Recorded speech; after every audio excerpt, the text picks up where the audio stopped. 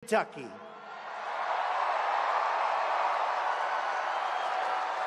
That's not bad. The legendary pioneer, Daniel Boone, helped settle the Kentucky frontier. And the great 19th century American statesman, Henry Clay, represented Kentucky in the United States Congress. Henry Clay believed in what he called the American system and proposed tariffs to protect American industry and finance American infrastructure. I'm honored to be here today with many of your tremendous modern-day leaders. We're joined tonight, and I want you to give him a nice hand, because he's on our side. Got to take good care of our people, right? And he's got a lot of power for the people of Kentucky. By our Senate Majority Leader, Mitch McConnell. Where is he? Come here, Mitch. Thank you, Mitch. How are you doing, Mitch? Hey, Mitch, we gonna be okay? Everything good? That health care is looking good? Good, thanks, Mitch.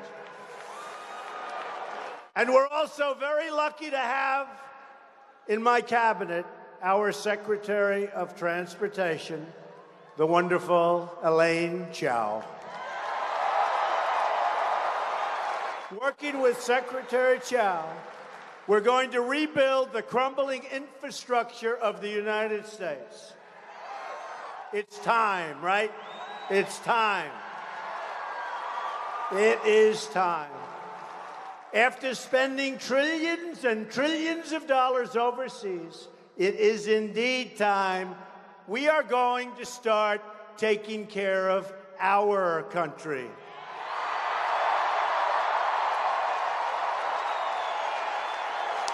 Also with us this evening is your great governor, Matt Bevin. Where's Matt? Matt. Thanks, Matt. Congressman Andy Barr and Congressman Jamie Comer.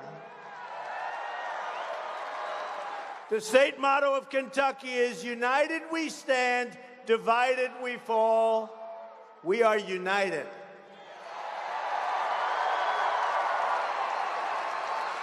Somebody from the fake media the other day asked me a question.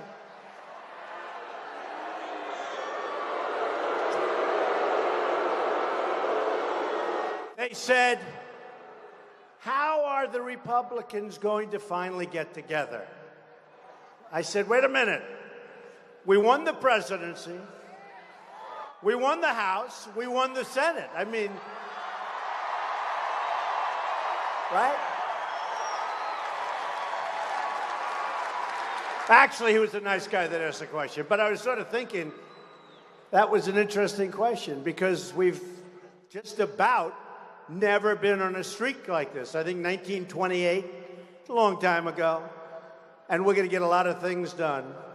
And then we're going to get to truly one of my favorite things. It's called reducing taxes. Standing together as Americans, we are going to deliver amazing things for the citizens of Kentucky and the United States. Most importantly, we are going to take power back from the political class in Washington and return that power to you, the American people. It's happening. It's happening. It's happening. It started on November 8th. Remember that beautiful, beautiful day? That beautiful day. I'm going to give it back. That was a beautiful day. They weren't giving us a lot of chance, were they?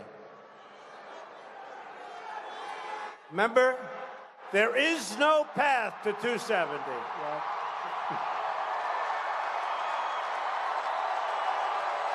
Remember the line? And, you know, for the Republicans, the Electoral College was very, very hard to win. Do you remember the famous line?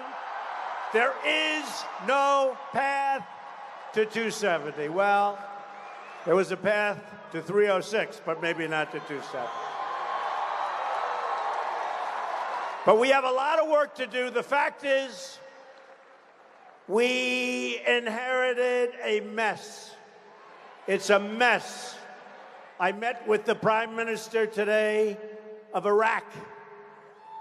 I met with others, the Middle East, North Korea.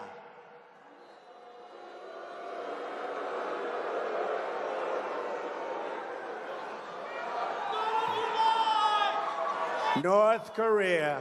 I'll tell you what's happening there is disgraceful and not smart at all. So many different problems. And I'll tell you, you see what's happening with the economy. We've picked up $3 trillion in value, and our companies are bringing people back to work. We have to take on every special interest that has profited from and I don't mean like a little bit, I mean really terrible trade deals, horrible trade deals. Last year, our country lost almost $800 billion in trade. Not going to happen anymore, folks. Not going to happen anymore. Uncontrolled immigration, you see what's going on there. That's happening quickly. Got a little problem with the courts not wanting to give us the decisions that should be given, but we're going to win it. And a financial system stacked against the American people. These entrenched interests will do anything they can to keep the broken system in place, but they will fail. And we will win because we are fighting on this side of our great American heritage.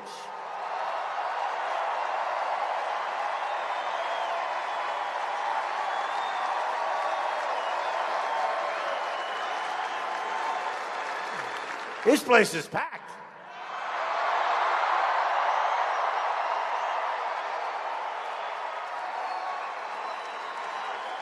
I don't want to say this.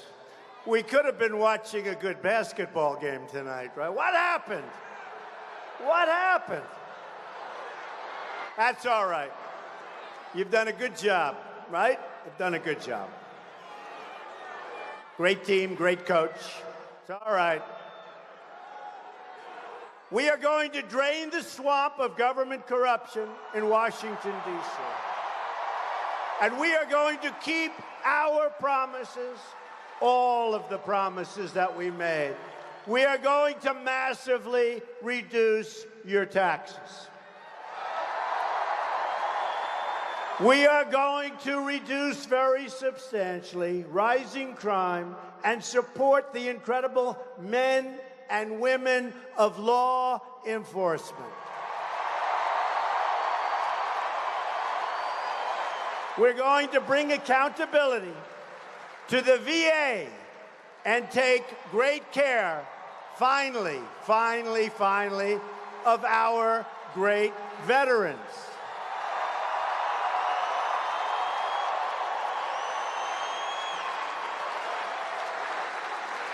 And our secretary, you wouldn't believe it, because I still don't have my cabinet. They won't approve my cabinet. There is a lot of division and a lot of bad stuff going on in this country. But I'll tell you, David, we love David. David got approved 100-0. Can you believe it? Head of the VA, Secretary of the VA.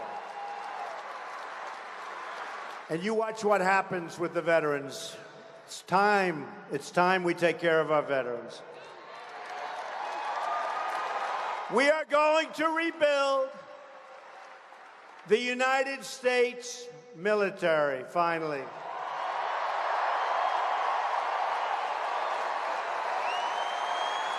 I proposed a budget that calls for one of the largest increases in defense spending history, and we need it.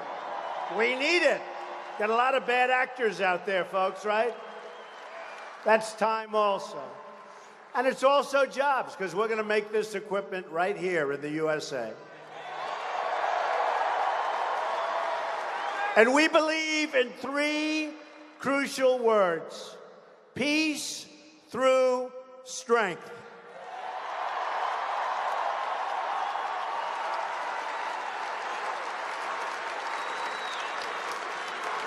Here's our great Lieutenant Governor, by the way, please. Thank you, darling. Thank you.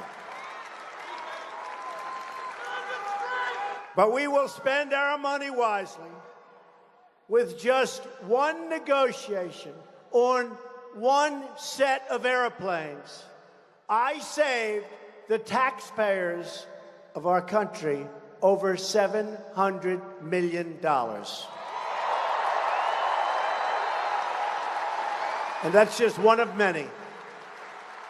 One of many. We've also kept our promise to appoint a Supreme Court justice who will uphold and defend the Constitution of the United States.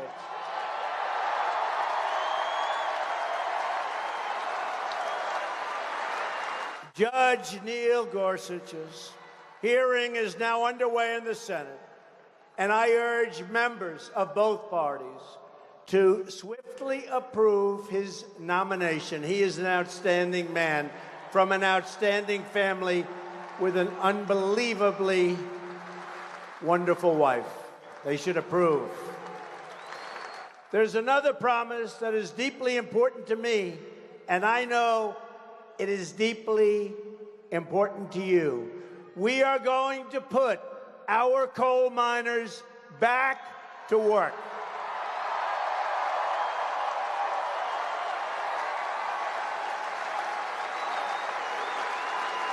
They have not been treated well, but they're going to be treated well now. Clean coal, right? Clean coal. I have already eliminated a devastating anti-coal regulation, and that is just the beginning. You saw that. We got a lot of thank yous from a lot of great people that work very hard and want to keep working. A lot of people are going to be put back to work. A lot of coal miners are going back to work. As we speak, we are preparing new executive actions to save our coal industry and to save our wonderful coal miners from continuing to be put out of work. The miners are coming back. Our new EPA administrator, Scott Pruitt, a Kentucky native, will turn the EPA, environmental, will turn the EPA from a job killer into a job creator. You watch.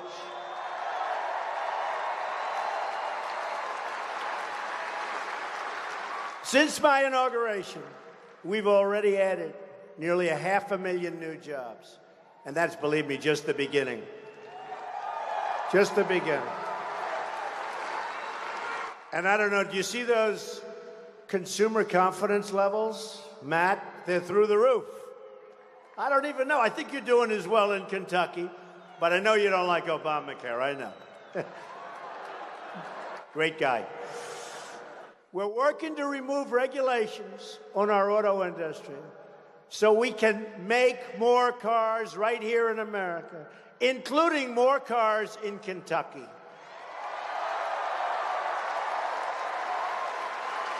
We've wiped out many, many unnecessary regulations, and that's just the beginning. It's continuing on a weekly basis. We're getting rid of unnecessary regulations. We're going to be good for business, and we're going to be good for the workers of America. We've also cleared the way for the Keystone and the Dakota Access Pipeline.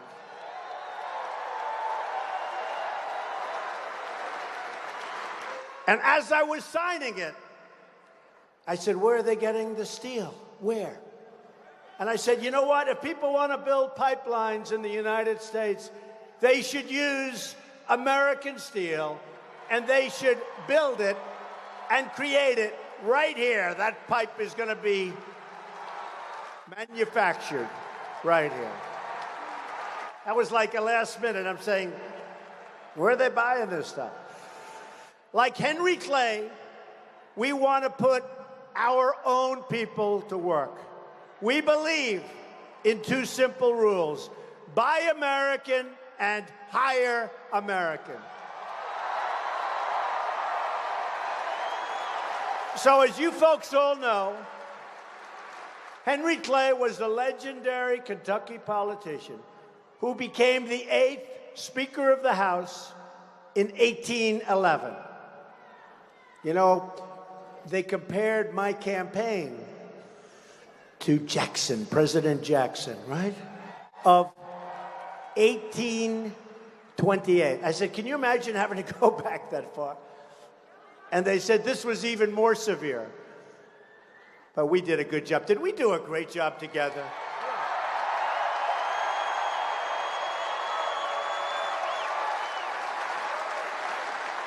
1828, that's a long time ago. Oh, boy. And he was a good president, right? He was a good president. Clay was a fierce advocate for American manufacturing. He wanted it badly. He said very strongly, free trade, which would throw wide open our ports to foreign production without duties, while theirs remain closed to us. That was his quote. He knew all the way back, early 1800s. Clay said that trade must be fair, equal, and reciprocal. Boom. He said fair, equal, and reciprocal. I'm talking about reciprocal trade. Reciprocal. I mentioned that the other day to a group in my office. We're going to be doing some trade deals as soon as we get the health care finished. Oh, I'm looking forward to these trade deals. They're the ones, there's going to be no ambiguity. But I use the word reciprocal. You know, Harley Davidson makes great motorcycles. They were in my office. And they came in. I said, how you doing? Great. How's business? Great. How do you do overseas? Well, it's tough. We have some countries that charge us a $100 import tax. I said, 100%. Think of it. They want $100 on that 100%. So I said, how do you do? Not so well. It's tough. They have other countries that charge a lot. We want reciprocal. So if they're going to charge us 100%, we're going to charge them 100%. And you know what's going to happen? They're going to bring their 100% down to nothing like we charge. We can't allow that to happen. We can't allow that to happen. In explaining his American system, Clay argued that the sole object of the tariff is to tax the produce, and remember, to tax the produce of foreign industry with the view of promoting American industry. For too long, our government has abandoned the American system. Since NAFTA was approved in 1994, the worst trade deal ever made by any country, I think, in the world, America has lost nearly 1/3 of its manufacturing jobs. Do not worry. We are starting on NAFTA very soon. You know, I've only been there for, 52 days, right? Somebody said to me, when are you starting on NAFTA? I said, wait a minute. I did this. I've knocked out unbelievable numbers of regulations. We're negotiating much better deals, these terrible deals that were made. I've been here like 51 days. Give me a chance. Oh, I look forward. We're going to do something with NAFTA that you are going to be very, very impressed with. That's going to be an easy one, folks. That's going to be an easy one.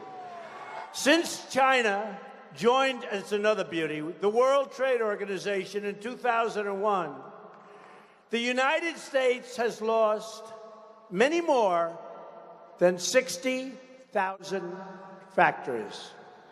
We sacrificed our own middle class to finance the growth of foreign countries.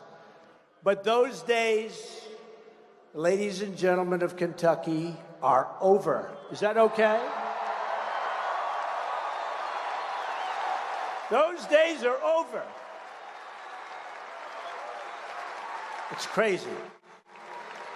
You know what that is? Much more than 60,000 factories. You know what that is? It's like, I said, if you have a map, how do you put that many dots in the map, right? More than 60,000 factories, but they're all coming back. You see them coming back. You see car companies that we're going to build elsewhere, and now they're saying that because of Trump, we're going to build in Michigan, we're going to build in Ohio, we're going to build in Kentucky. They're saying it loud and clear. Because from now on, it's going to be America first. America first.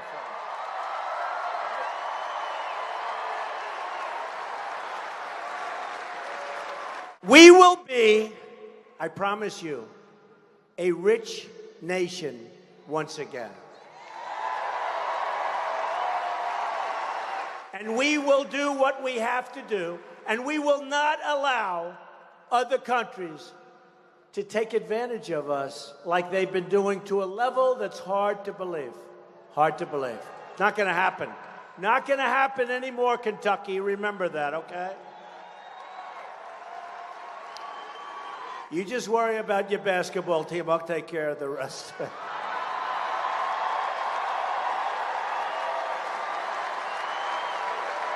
But to be a rich nation, we must also be a safe nation. That is why I am following through on my promise to secure, protect, and defend the borders of the United States.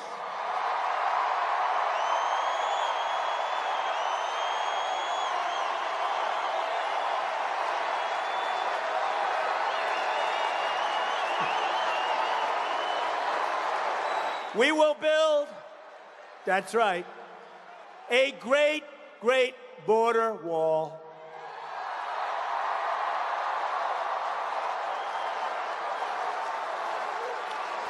And you know, it's already out to bid. You've probably been reading tremendous numbers of bidders. What does that mean when you have a lot of bidders? It means we're going to get it for the right price, okay? Believe me. And we will stop the drugs that are pouring into our country and poisoning our youth and plenty of others. To stop the drugs. A lot of them are coming in from the southern border. Since the day of my election, we've already cut illegal immigration at the southern border by 61%. Think of that. 61% that we haven't started. And the courts are not making it easy, folks. They're not making it easy. Terrible. 61%. During the campaign, as I've traveled all across this great country, I met with many American families whose loved ones, sons and daughters, husbands and wives, were viciously killed by illegal immigrants. Incredible. Incredible. These amazing American lives were stolen because our government refused to enforce our already existing laws. These American victims and their families were ignored by the media. The media doesn't want to talk about it. They don't want to talk about it. They were ignored by the consultants. They were ignored by Washington. But these Americans were not ignored by me. They were not ignored by you. You showed that on November 8th. They were not ignored by you, and they will never be ignored by any of us. As we speak tonight, we are finding the drug dealers robbers, thieves, gang members, predators, killers, and criminals of all types, preying on our citizens. You've been seeing it, you've been reading about it, and you've been seeing it. One by one, they are being tracked down and thrown the hell out of our country, and we will not let them back in.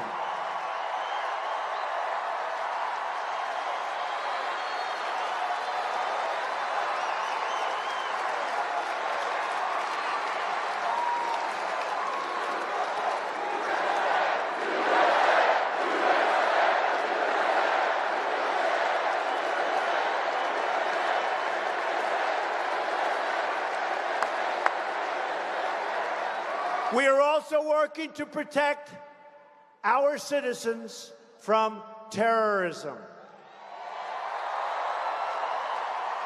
We have seen the devastation at home, from 9/11 to Boston to San Bernardino and many, many other places. We've seen attacks overseas in France, in Germany, in Belgium. It's time for intelligence and common sense to be used. The single best way to protect, and you have to do this, and to keep foreign terrorists from attacking our country is to keep these foreign terrorists from entering our country in the first place.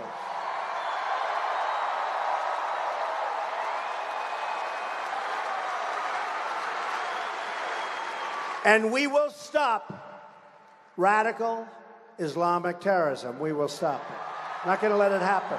Not here. Not going to let it happen. Finally, we want a very big tax cut, but cannot do that until we keep our promise to repeal and replace the disaster known as Obamacare. And we're going to be working very closely with our leader, Mitch McConnell, to get that job done. Paul Ryan, everybody, they're going to be working very hard. And Congressman Andy Barr and Jamie Comer, I have to thank them for their help and their support as we move toward the crucial House vote on Thursday, the 7th anniversary of Obamacare's very painful passage. This is our long-awaited chance to finally get rid of Obamacare. It's a long-awaited chance. We're going to do it. We're going to do it. What's the alternative? The alternative is what you have. What you have is nothing. The worst, it's the big lie. And remember this, so true. I happen to like a lot Senator Rand Paul. I do. I do. I like him. It's good. He's a good guy. And I look forward to working with him so we can get this bill passed in some form so that we can pass massive tax reform, which we can't do until this happens. So we got to get this done before we can do the other. In other words, we have to know what this is before we can do the big tax cuts. We got to get it done for a lot of reasons, but that's one of them.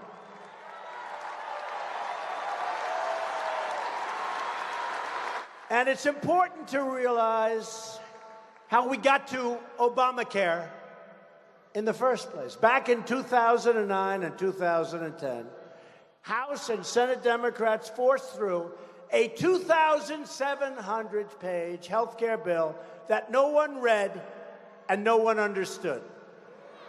By the way, today it's thousands of pages more. It's not even understandable. They ignored the public. They ignored the voters, and they jammed a massive, failed health care takeover right through Congress.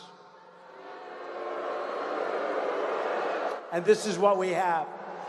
It's time for Democrat leaders in Washington to take responsibility for the disaster they and they alone created.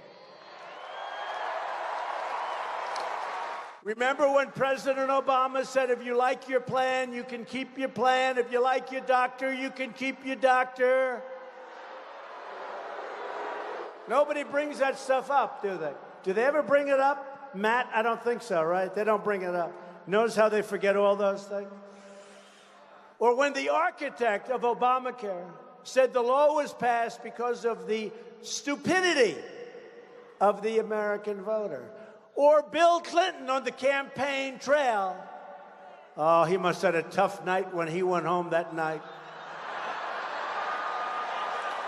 Called Obamacare the craziest thing in the world, where people wind up with their premiums double and their coverage cut in half. Bill Clinton said that, the craziest thing in the world. Or the Democratic governor of Minnesota, who said the Affordable Care Act is no longer affordable.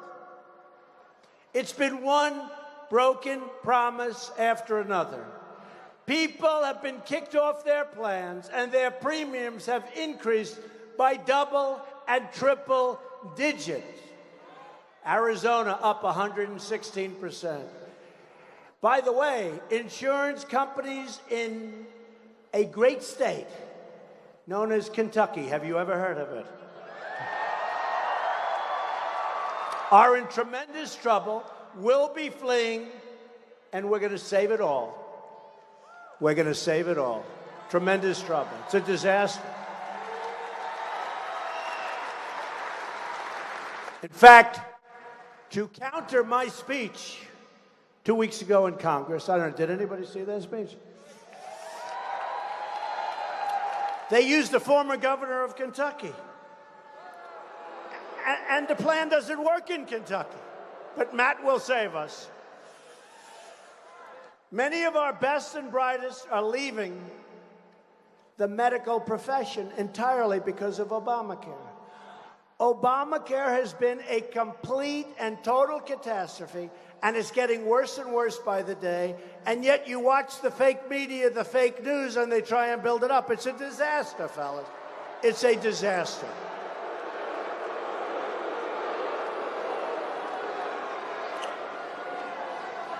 Boy, it'd be great if they told the truth about Obamacare. It would be so wonderful for the people of this country because it would just sail right through. Our plan would sail right through. 1/3 of the counties in the United States now have only one Obamacare insurer left. Some have none. And in your state, it's worse. In a recent interview, your governor, Matt Bevin, who's right here, so I better be careful, said that Obamacare was a disaster in Kentucky. Is that right? I'm quoting that so accurately. And it is.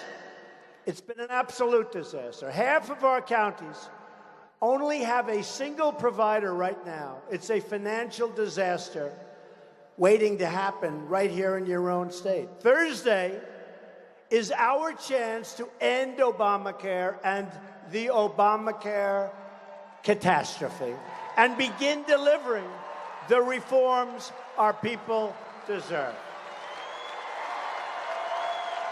Big thing. Then we get the tax cuts. Big thing.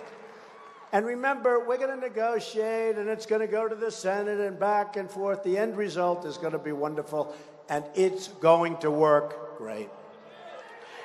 Once this is done, we are also going to work on bringing down the cost of medicine by having a fair and competitive bidding process.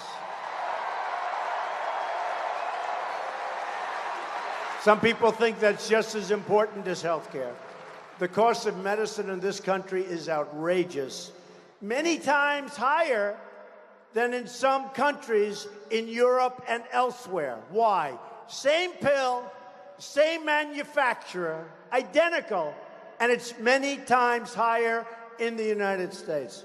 You know why? Campaign contributions, who knows? But somebody's getting very rich. We're going to bring it down. We're going to have a great competitive bidding process. Medicine prices will be coming way down, way, way, way down, and that's going to happen fast. And we're just adding that to the bill. I said we got to add that to the bill.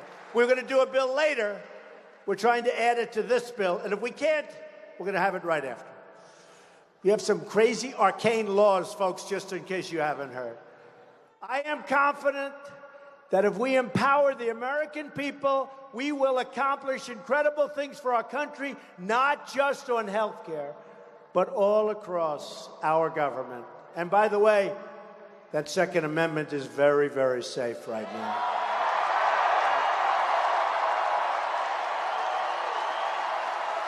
I promised. I said we're going to save the Second Amendment. I promised you we are going to save the Second Amendment. It's very, very safe.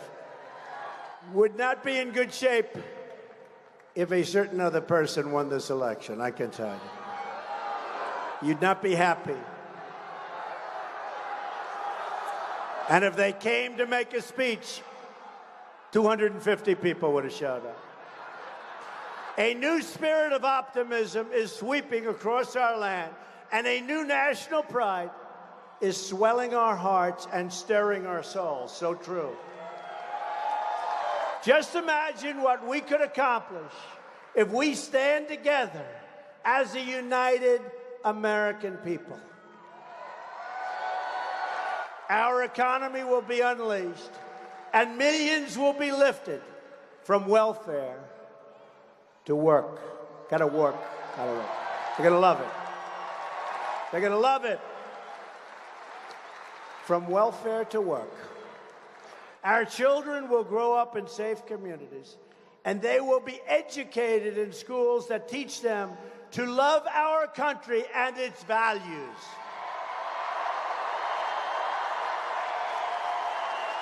Our inner cities will find a rebirth of hope, safety, and opportunity. And you know, your San Francisco quarterback, I'm sure nobody ever heard of him.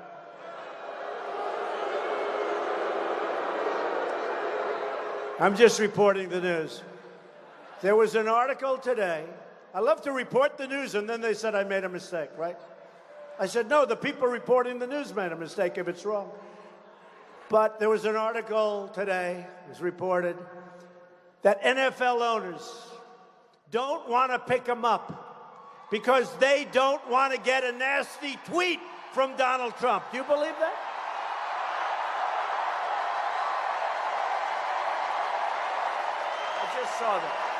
I just saw that. I said, if I remember that one, I'm going to report it to the people of Kentucky. Because they like it when people actually stand for the American flag, right?